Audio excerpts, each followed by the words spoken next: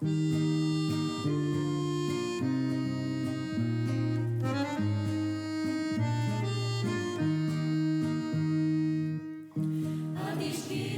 1841, les missionnaires érigent une première chapelle et en 1930, on arrive à la chapelle actuelle. En 1975, les missionnaires la donnent aux écoles catholiques. La chapelle est classée monument historique en 2011 et les écoles catholiques, à leur tour, la donnent à la mairie en 2012, ce qui va permettre de la sauver puisqu'elle était effectivement en très très mauvais état.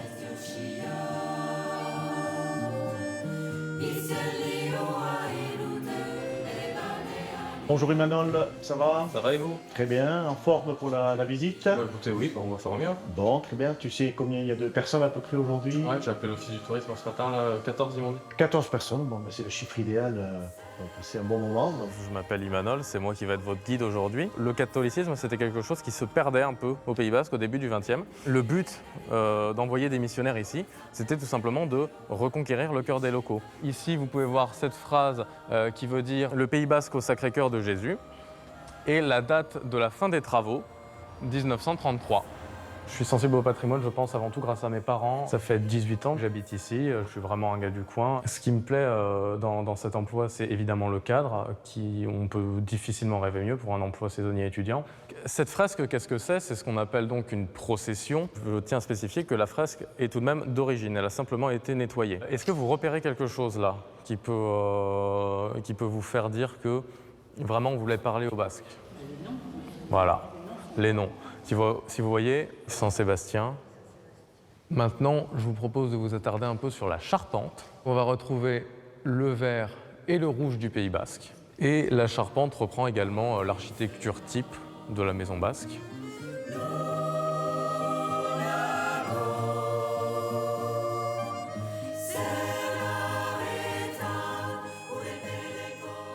Mes amis basques m'ont proposé de venir visiter cette chapelle et je dois reconnaître que lorsque je suis entrée, j'ai été absolument fascinée.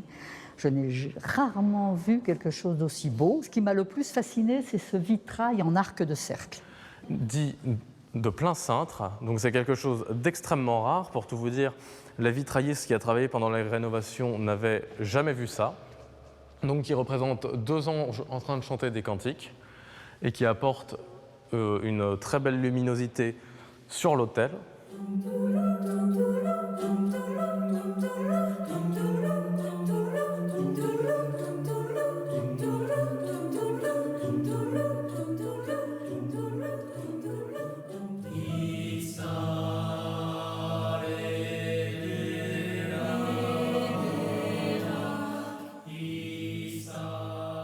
Bien spécifié voilà, que la chapelle reste un lieu de culte. Donc, de temps en temps, nous avons encore des offices religieux, ça reste sacralisé. Le curé de la paroisse, effectivement, n'est pas affectataire de cette chapelle. Comme on a évidemment de très bons rapports avec lui, ça permet aussi qu'il vienne participer évidemment à des offices. Donc, il y a ce côté original d'être dans un lieu vraiment communal et où se marie le cultuel, le culturel.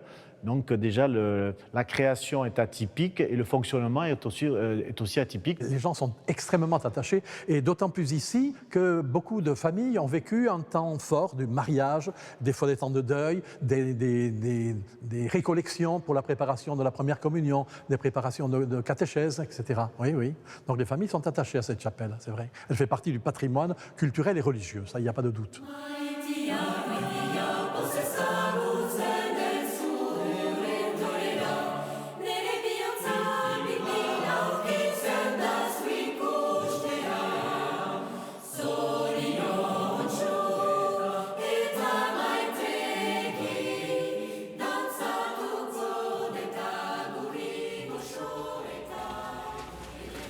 Bon bah, on va commencer l'escalier.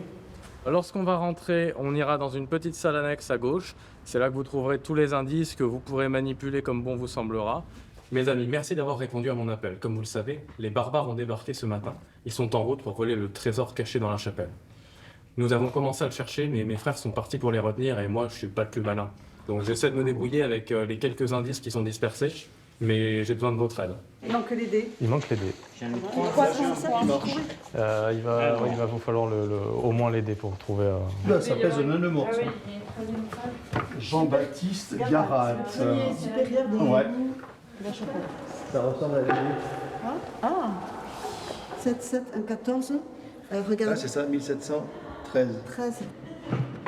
Alors, là, normalement, tu as la réponse. Ok, Je pense donc que là, c'est les dés dedans. Les deux? Il y a quelque chose dedans? Il y a quelque chose dedans. Je trouve que c'est assez intéressant d'être la personne qui donne vie à cet escape game parce que c'est encore un moyen différent de faire vivre la chapelle que les visites. Non, 6 chiffres ou 6 lettres? 6 lettres. 6 lettres. En rapport avec le Vénite. cœur et la voûte.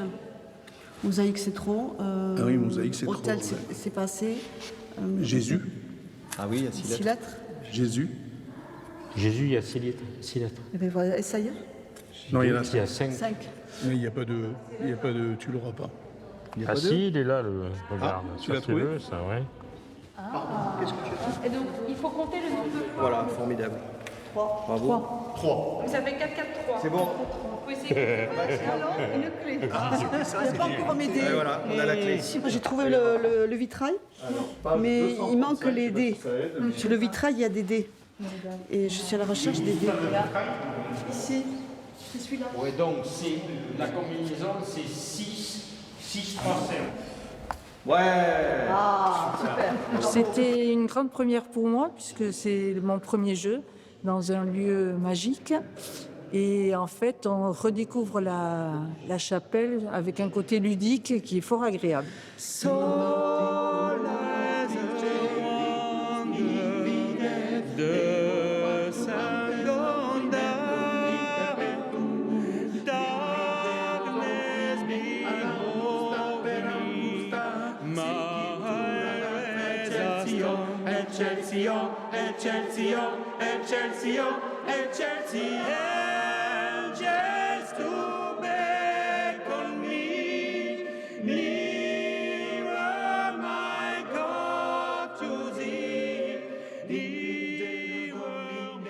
Le chœur Ménichoula existe depuis 1998. Il est issu du village donc, qui appartient à Sparin, hein, qui est le village d'Urcurail. On essaie de chanter donc, bien sûr du répertoire basque traditionnel, folklorique, sacré, profane, mais également des chants du monde. Au Pays basque, c'est connu que dans toutes les fêtes, on aime chanter, dans les maisons, on aime chanter, dans les fêtes familiales aussi, que ce soit la rosace, que ce soit tout ce que l'on voit derrière aussi. C'est vraiment... je sais pas, il y a une atmosphère particulière qui fait que c'est indescriptible et on aime beaucoup chanter ici.